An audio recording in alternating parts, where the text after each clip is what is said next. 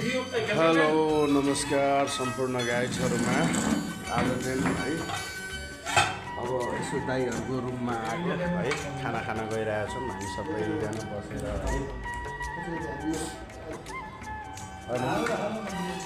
अब खाना खान गइरहेछौँ है पाहुना आएको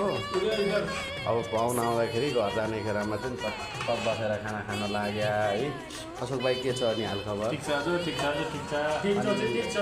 हाम्रो भान्से दाजु याम बहादुर दाजु हाम्रो चन्द्र भाइ उता है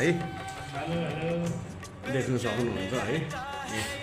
अब भोलि घर गइरहेछ त्यो भएको कारणले चाहिँ चट्ट अब खानासाना खाएर लागिन्छ भन्नुपर्छ है हजुरहरूले खाना खानु भएको कि छैन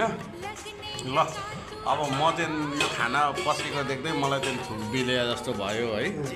अब म चाहिँ खाना खाँदैछु मलाई दाइले खाना दिँदै